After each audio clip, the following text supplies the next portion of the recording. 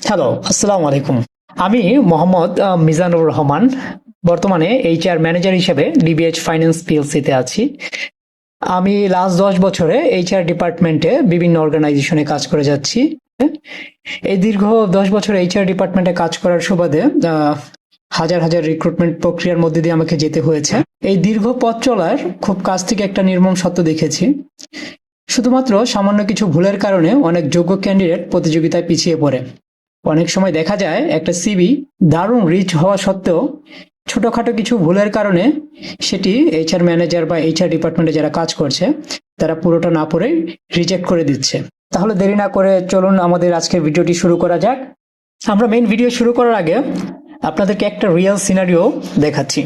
এটা আমাদের ডিবিএইচ ফাইন্যান্সের কর্পোরেট একটা পোর্টাল। দেখেন আমাদের একটা পজিশন ট্রেনি অফিসার।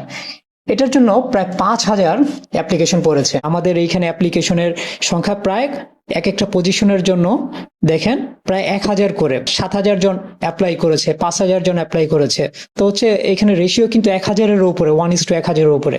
সো এত হাই ইন্টেন্সিটি যে অ্যাপ্লিকেশন, সো এর মধ্যে থেকে একজন রিক্রুটার যখন আপনার সিভি দেখবে এরকম হাজার হাজার সিভির মধ্যে, তার কিন্তু সব সিভি দেখা পসিবল না। সো প্রশ্ন হতে পারে এই 6 থেকে 7 সেকেন্ড সময়ের মধ্যে একজন এইচআর ম্যানেজার আসলে কি দেখে। অ্যাকচুয়ালি এইচআর ম্যানেজার কি দেখে সেটা বলার থেকে বরঞ্চ উল্টোভাবে আমরা বলতে পারি সে কোন কোন রেড ফ্ল্যাগগুলো দেখে, যে রেড ফ্ল্যাগগুলো দেখলে সে সিভিগুলো এলিমিনেট করে ফেলে। সো আপনাকে মেথড অফ এলিমিনেশনের দিকে খেয়াল করতে হবে। সো ওই ভুলগুলো যদি আপনি না করেন তাহলে আপনার সিভি বাতিল লের খাতায় পড়বে না। তাহলে চলুন আমরা দেখি সেই 10টি পয়েন্ট কি। দেখেন আমাদের যে প্রথম যে পয়েন্টটা সেটা হচ্ছে নো সাবজেক্ট লাইন অথবা কাভার লেটার অথবা রং সাবজেক্ট। একদম যদি আমি প্র্যাকটিক্যাল থেকে বলি, আমরা প্রতিদিন অসংখ্য মেইল পাই, অনেকে মেইলে সিভি পাঠায় যে সিভিতে আসলে কোনো সাবজেক্ট লাইন থাকে না। সো এটা ফ্রেশাররা খুব বেশি করে, এক্সপিরিয়েন্স যারা আছে তারাও করে। সো সাবজেক্ট লাইন না থাকলে কি হবে? সাবজেক্ট লাইন না থাকলে যেটা হবে, অনেক সময় সাবজেক্ট না থাকার কারণে মেইলগুলো অটোমেটিক্যালি জাঙ্ক হিসেবে ডিটেক্ট করে ফেলে। এবং হাজার হাজার যে মেইল আসছে, একটা অর্গানাইজেশনে তো আর একটা পজিশন ভ্যাকেন্ট থাকে না অ্যাট এ টাইমে। যেরকম আমার বর্তমানে এখানে আমার আইটি ডিপার্টমেন্টে ভ্যাকেন্সি আছে, আমার মার্কেটিং এ ভ্যাকেন্সি আছে, হ্যাঁ, সো আমার এইচআর এ ভ্যাকেন্সি আছে, এরকম আরো বিভিন্ন পজিশনে ভ্যাকেন্সি থাকতে পারে। সো আপনি যদি একটা সিভি পাঠান, সেখানে যদি আপনার সাবজেক্টটা না লেখা থাকে তাহলে কিভাবে বুঝবে রিক্রুটার এটা কোন পজিশনের জন্য সে সিভিটা পাঠিয়েছে? খুবই বেসিক জিনিস। তারপর দেখেন অনেকে কাভার লেটার পাঠানা। কাভার লেটারটা কিন্তু খুবই ইম্পর্টেন্ট। কেন ইম্পর্টেন্ট? কারণ অনেক সময় রিক্রুটারের পক্ষে পুরো আপনার সিভিটা পড়া সম্ভব হয় না। সে কাভার লেটারটা পড়েই বুঝতে পারে যে আপনার এই পজিশনের জন্য আসলে আপনার সিভিটা সুইটেবল হবে কিনা। এবং আরেকটা জিনিস আছে যেটা খুবই ইম্পর্টেন্ট। ধরেন যখন অডিট হয়, অডিটররা জানতে চায় যে এই যে ক্যান্ডিডেটটা যাকে রিক্রুট করা হয়েছে সে কি জবের এগেনস্টে অ্যাপ্লাই করেছিল কিনা। সো আপনি যদি ইমেইলে আপনার সিভিটা পাঠান কোনো কাভার লেটার ছাড়া, তাহলে রিক্রুটার কিভাবে আপনার এই ফাইলটা ডকুমেন্ট করবে? সো আপনার যদি কাভার লেটারটা থাকে সেখানে কিন্তু একটা রেফারেন্স তৈরি হয় যে আপনি এই অ্যাডের এগেনস্টে আপনি রেফারেন্স দিয়ে এই জবটাতে অ্যাপ্লাই করেছেন। সেজন্য কাভার লেটারটা খুবই ইম্পর্ট্যান্ট। কারণ রিক্রুটার আপনাকে এই ডকুমেন্টেশন মেনটেন করার জন্য আপনি কাভার লেটার না থাকলে আপনার সিভি রিজেক্ট করে দিতে পারে। কারণ আপনার কাছ থেকে পরবর্তী কাভার লেটার কালেক্ট করবে, সে ভাবতে পারে এই কমপ্লায়েন্স মেনটেন করা অনেক ঝামেলাদায়ক, সে স্কিপ করে যেতে পারে। আমি বলছি না যাবে, বাট যেতে পারে। দ্বিতীয় যে ভুলটা, এইটা আপনি আপনার বই পুস্তকে হয়তো অনেক জায়গাতেই পাবেন না। এই জিনিসটা হচ্ছে দেখেন ডিফল্ট ফাইল নেম। এটা ভাবতে পারেন এটা আবার কি। এটা হচ্ছে দেখেন অনেকে আমরা যখন একটা সিভি তৈরি করি, আমরা আলসেমির কারণে সেখানে প্রপারলি নাম দেই না, আমরা জাস্ট সেটা ডকুমেন্ট 1 বা ডিফল্ট 1, আনটাইটেলড 1 এরকম বিভিন্ন নামে আমি সিভিটা পাঠিয়ে দিই। সো রিক্রুটারের এখানে ইনবক্সে কিন্তু হাজার হাজার সিভি আসে। সো আপনি যখন সিভিটা পাঠালেন, সে যখন সিভিটা ডাউনলোড করে রাখবে, সেখানে তার ডেস্কটপ হতে পারে বা সিভির ফোল্ডার হতে পারে, সেখানে অলরেডি ডকুমেন্ট 1 নামে অসংখ্য ফাইল থাকতে পারে। তাহলে কি হবে? আপনার ফাইলটা কিন্তু রিপ্লেসড হয়ে যাবে। এইচআর ম্যানেজার যখন আপনার সিভিটা খুঁজতে যাবে তখন কিন্তু আর পাবে না, অন্য কারো ফাইলের সাথে যেটা আগে সেভ করা ছিল তার সাথে রিপ্লেস হয়ে যাবে। এইচআর ম্যানেজার কি তাহলে আবার মেলে এসে আপনার সিভিটা খুঁজবে? কখনোই না, এটা কখনোই করা হবে না। বরঞ্চ সে আরো বিরক্ত হয়ে আপনার সিভিটা আর খুঁজবেই না। এবং দ্বিতীয় যে আরেকটা জিনিস হয়, দেখেন অনেকে তার সিবির ওয়ার্ড ফাইলে পাঠায়। এটা আমি বলছি না মারাত্মক কোনো ভুল, বাট এটার কারণে আপনার সিবি অনেক সময় রিজেক্ট হয়ে যায়। কারণ অনেক সময় আমরা এরকম অনেক ফন্ট ইউজ করি যে ফন্টগুলো সেই রিক্রুটারের পিসিতে সাপোর্ট নাই করতে পারে। সো দেখা যায় কি হয় যে এর ফলে আপনার সিবিটা প্রপারলি সে পড়তে পারে না। সেফ থাকার জন্য ওয়ার্ড ফাইলে সিবিটা না পাঠিয়ে আপনি যখন একটা ওয়ার্ড ফাইল আপনি করেন, বাট করার পরে সেটাকে পিডিএফ এ কনভার্ট করে দেন হচ্ছে আপনি তাকে মেল করেন। এবং থার্ড যেটা, এটা খুবই ইরিটেটিং একটা জিনিস, অনেকে যেটা করে তার গুগল ড্রাইভে কোনো তার সিবিটা রাখা আছে, সেই সিবিটার সে একটা লিঙ্ক শেয়ার করে দেয়। এটা কখনোই করতে যাবেন না, কারণ অনেক অর্গানাইজেশন আছে যেখানে ইন্টারনেট কানেকশন থাকে না। বিশেষ করে যারা ফিনান্সিয়াল ইন্ডাস্ট্রিতে যারা কাজ করে তাদের কিন্তু সবার ইন্টারনেট অ্যাক্সেস দেওয়া থাকে না। সো আপনি যদি গুগল ড্রাইভের কোনো লিঙ্ক দিয়ে দেন আপনার সিবির, সেক্ষেত্রে কিন্তু তারা চাইলেও আপনার সিবিটা ওপেন করতে পারবে না। এবং দ্বিতীয় যে জিনিসটা সেটা আরো ইম্পর্টেন্ট, থার্ড পার্টি লিঙ্ক এটা ক্লিক করা কিন্তু সেফ না। ফিনান্সিয়াল ইনস্টিটিউট অনেক ভালনারেবল থাকে এবং তারা এইসব ব্যাপারে অনেক বেশি সতর্ক থাকে, এবং অন্যান্য কোম্পানিও তাদের সিকিউরিটি পারপাসে এই ব্যাপারে সতর্ক থাকতেই পারে। সো এটা মোটেই কোনো ইন্টেলিজেন্ট কাজ না যে গুগল ড্রাইভের আপনার কোনো ডকুমেন্ট আছে সেটা লিঙ্ক পাঠিয়ে দেওয়া মেইলে। সো এটা কখনোই করতে যাবেন না। যদি করেন তাহলে মোটামুটি আপনি নিশ্চিত থাকেন বেশিরভাগ ক্ষেত্রেই আপনার সিবি ওপেনই করবে না লিঙ্ক দেখে। অ্যাটলিস্ট আমি কখনোই করি না, বা আমার অর্গানাইজেশনে কেউ এটা করে না। নাম্বার যেটা আছে দেখেন, ইনকমপ্লিট সিবি, নট আপডেটেড।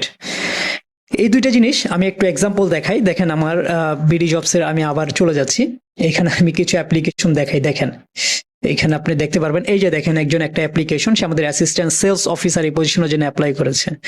ভদ্রলোক শুধুমাত্র তার এসএসসি তার এক্সামের রেজাল্ট দিয়ে রেখেছে, বাকি কোনো কিছু ফিল আপ করেনি। সিমিলার ভাবে এরকম আরো কিছু আছে, দেখেন সে এসএসসি এইচএসসি দিয়েছে, তার বাকি ইনফরমেশন ফিল আপ করেনি।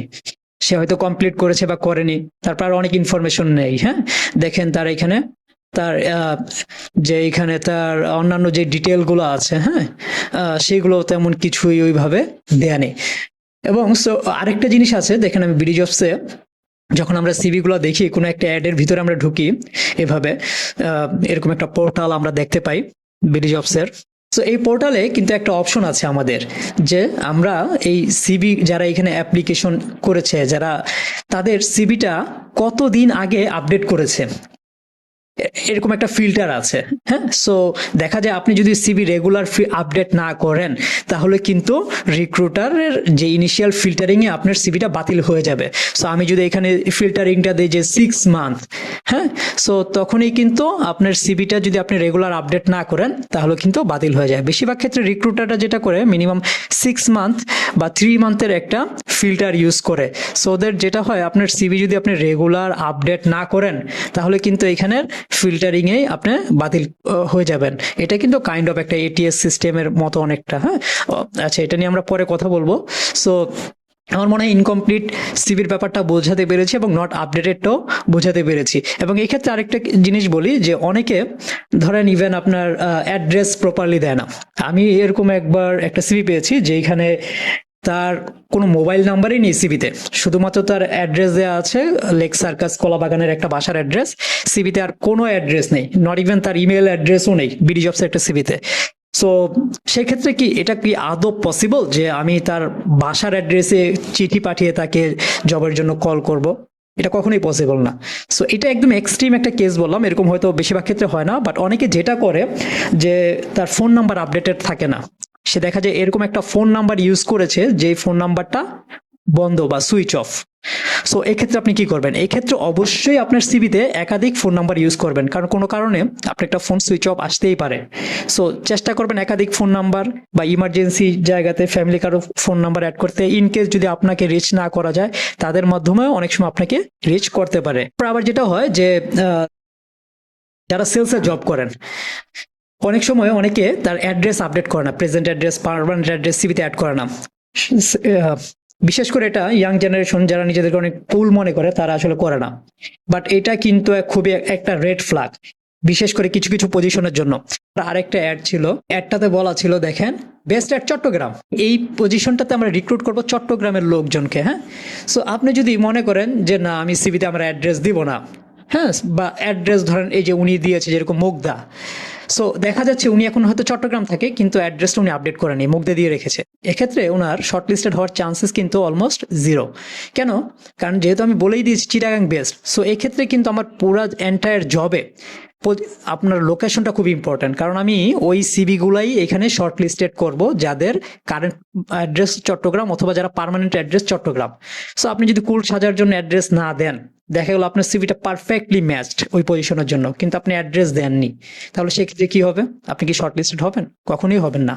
এবং বিশেষ করে এই জবগুলো যখন আমাদের সেলসের জব হয়, হ্যাঁ, সেলসে যখন আমরা বিভিন্ন লোকেশনের জন্য আমরা রিক্রুট করি, কারণ সেলসে কি হয়, সেলসে কন্টিনিউয়াসলি বিভিন্ন জায়গায় ভ্যাকেন্সি হয়। সো একসাথে যেই জায়গায় ভ্যাকেন্সি হয় সেই জায়গাগুলোতেই কিন্তু রিক্রুট করা হয়। ধরেন আমার ড্যামরা সেলস অফিসের জন্য লোক লাগবে, তাহলে কিন্তু আমি ড্যামরা বা তার আশেপাশের এরিয়ায় যারা আছে তাদের অ্যাড্রেস দিয়ে এইখান থেকে কিন্তু ফিল্টার করব। ধরেন আমি দিলাম মিরপুর, ডিএইচএস আশেপাশে, এরকম দিলে দেখেন ফিল্টার হয়ে চলে আসবে আমার। সো আপনি যদি যেটা করেন যে আপনি যদি ধরেন কুল সাজার জন্য আপনি অ্যাড্রেস দিলেন না, সেক্ষেত্রে কিন্তু আপনি লুজার হবেন, তাই না? দেখেন এখানে মিরপুরে দেওয়ার পরে ডিওএইচএস একজন আমার ক্যান্ডিডেট চলে আসে, আমি কিন্তু ওই 4000 সিভি দেখবো না, আমি এখানে একটা সিভি দেখবো। ধরেন আমি মিরপুর ডিওএইচএস একজন লাগবে, আমি কিন্তু এবার ফিল্টার দিয়ে নিয়ে নিব। নট অনলি লোকেশন, আমার কথা বলার উদ্দেশ্য হচ্ছে আপনার যে সিভিটা থাকে সেটা প্রপারলি আপডেট করেন। অনেকে দেখা যায় যে একটা জব আগে করতো বাট এখন ছেড়ে দিয়েছে, কিন্তু সেইটা আপডেটেড নাই। সো যখন ইন্টারভিউতে যায় তখন কিন্তু সে একটা অকওয়ার্ড সিচুয়েশনে পড়ে যায়। প্রতিটা জিনিসই আসলে ইম্পর্টেন্ট, আপনার কাছে না মনে হলো আসলে রিক্রুটার পয়েন্ট অফ ভিউতে এগুলো কিন্তু ইম্পর্টেন্ট।